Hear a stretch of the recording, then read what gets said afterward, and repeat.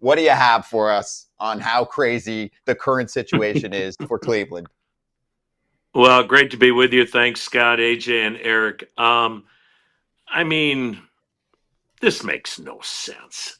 I mean, this is unbelievable. I mean, September 4th, this club was 2 games under 500, 11 and a half games out of first. That's September 4th. And in 2.5 weeks, now they did lose yesterday in Minneapolis, but the club has gone 15-2, and they're 1 game out, and they go head to head with the Detroit Tigers, the team they're chasing, tomorrow night, Wednesday night, Thursday night. If the playoffs were to begin today, Cleveland would be in as the number 3 wild card team because they own the tiebreaker over the Houston Astros. And, the old adage that this is why you play 162 couldn't be more appropriate than it is for this ball club right now. But did anyone see this coming? Absolutely not. But when you have a pitching staff that now has gone 17 consecutive games in which the starter has not given up more than 2 runs, that's how you have this kind of historic month. Let's go through now, looking forward, the rest of the games for Cleveland. Lay it out for us and kind of weigh the percentage chance of how this actually becomes a reality for them, starting with essentially a playoff series against Detroit.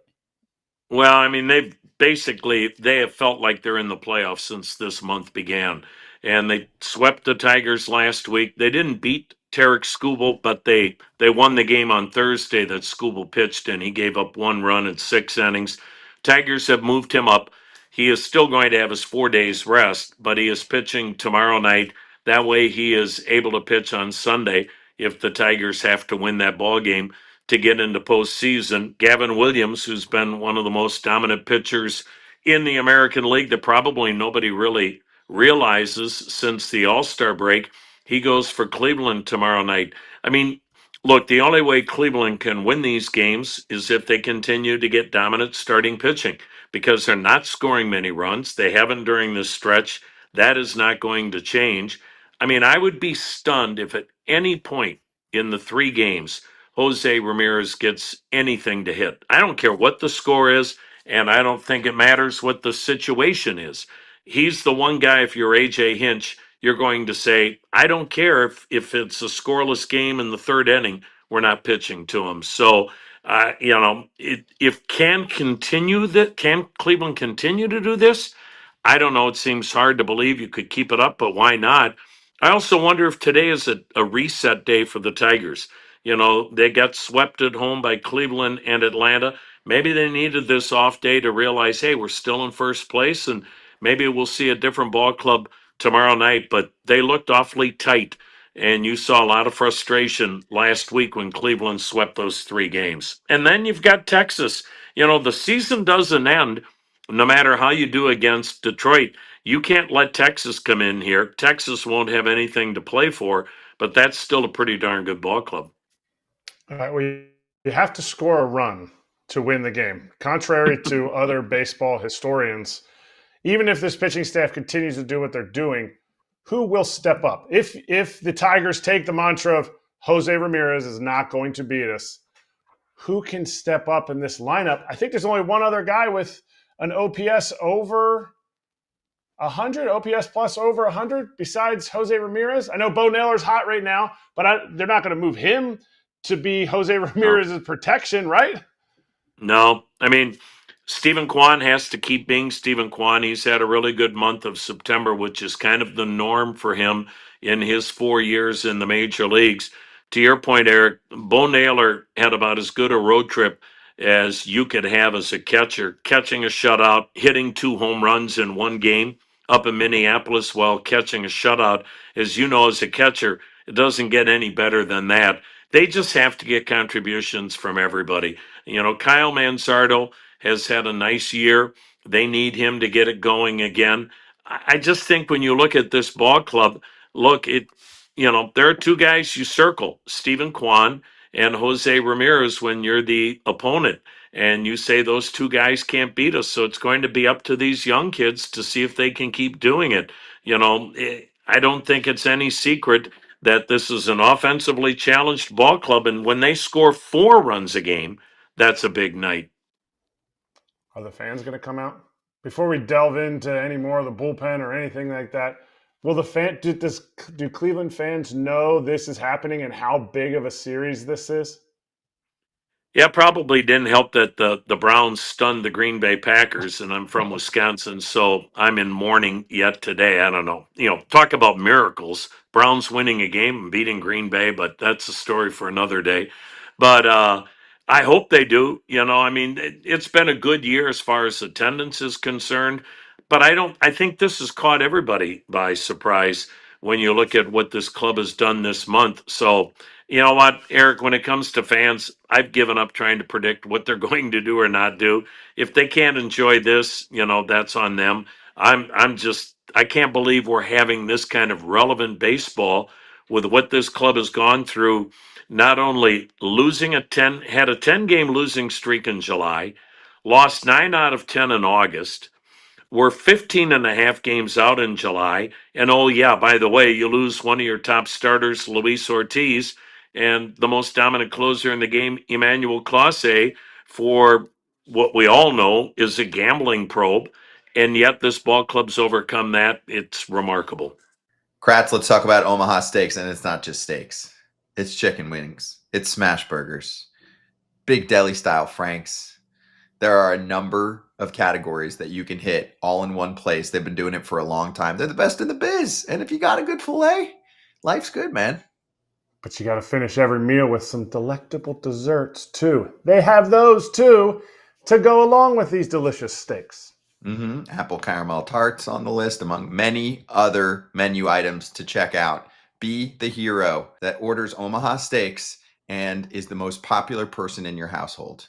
So get fired up for fall grilling with Omaha Steaks. Visit omahasteaks.com for 50% off site-wide during their Red Hot Sale event and for an extra $35 off. Yeah, $35 off on top of that. Use promo code FOUL at checkout. That's 50% off at omahasteaks.com and an extra $35 off with promo code FOUL at checkout. See site for details. Hey, I mean, when I was there 10 days ago or so, I asked Steven Vogt what's going on. He said this team just doesn't quit. They play 27 outs. He gave all the cliches, but there's got to be something more that Steven Vogt does for this team.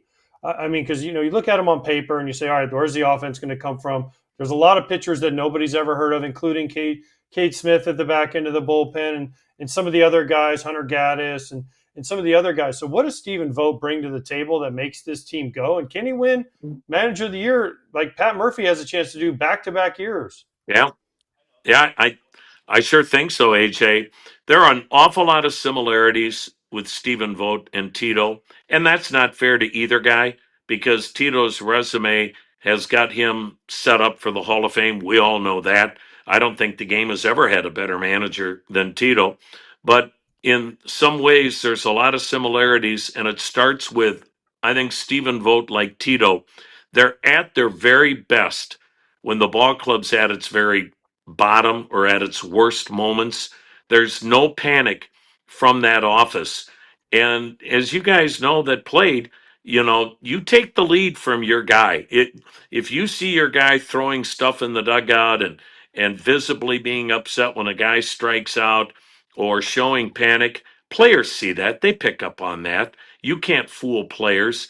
But Tito and Voter have that similarity in that they don't panic. They're at their best when the club is struggling. And then I still think it goes back to number 11. Justin Morneau made a great point yesterday. We were in Minneapolis, and the longtime Minnesota Twin, who's now doing television for the Twins, pointed out how on Saturday night, when Cleveland had back-to-back shutouts in that day-night doubleheader, and were beating Minnesota 8-0 on Saturday night, Voter took Stephen Kwan and Jose Ramírez out of the ball game with a couple of innings to go. And Justin Morneau on Sunday pointed out how he made sure to watch and that Stephen Kwan and Jose Ramírez never left the top step of the dugout. He said a lot of times I've seen a veteran get taken out of the game and he's back up the tunnel to the clubhouse and getting something to eat or relaxing or whatnot. He's done his job. He goes, when you see that guy, Jose Ramirez, still engaged with his teammates, watching that ball game with 2 innings to go that's been decided, he said, you have no idea, unless you're a player, what that then sends the message to the young kids when that guy is fully engaged like that. And boy, guys, there aren't many players like that in the game. And I think that has been part of why this club is as special as they are. Look, without Jose Ramirez, this ball club is in the lottery for the number 1 pick in the draft. Yeah, it's one of the best moves they made was getting him to sign that long-term extension. Of course, him agreeing to that long-term extension and not testing out free agent waters where I'm sure he would have been paid more. So let me ask you about this particular move, Tom. I thought that the Shane Bieber acquisition for the Blue Jays was one of the better trades because there weren't many big-time starting pitchers available. And I'm like, that is worth the lottery ticket given the track record, and I do think he has a chance to make a major impact for the Blue Jays in the playoffs. The Guardians might make the playoffs and run into Shane Bieber. So I remember there was an interview, it was either Chernoff or Antonetti, who said, hey, this was like a week or two before the trade deadline. We think we're going to have a big second half. They ended up being right. Why did they trade Bieber? Because I don't think they thought they'd be sitting here today like they are, Scott. In reality, if they thought that this was the case, Shane Bieber would be here.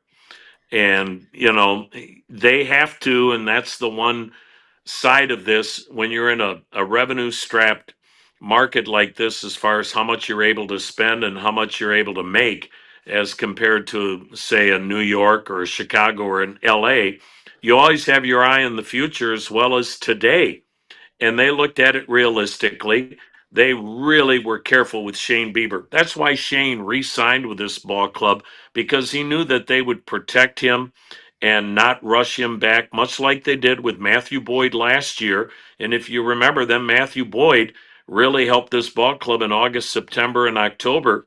And then it led to Matthew getting a contract with the Chicago Cubs. With Shane Bieber, he had an option to come back next year, but it was at his beck and call. He could opt in or opt out. If Shane continues to do what he's doing, and there's no reason to think he won't, he's not going to have that option picked up. He's earned that right to become a free agent, go out on the open market. And Cleveland felt like they couldn't take that chance, get nothing in return. They didn't feel really that they weren't giving up on the season, but they were also looking at it realistically and saying, we can get a top pitching prospect that's in AA that can help us here in the very near future. And that's why they did it, Scott. And that it's also why, and I think they have to get some credit for this. This is 13 consecutive years that this ball club is relevant. The 11 years that Tito was here, and now the 2 years with Steven Vogt.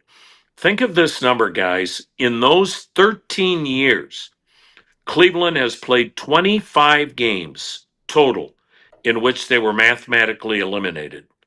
That's astounding when that's telling you you're in the hunt every year. And they do it because they're trying to win every year, but they can't be at all costs to win every year.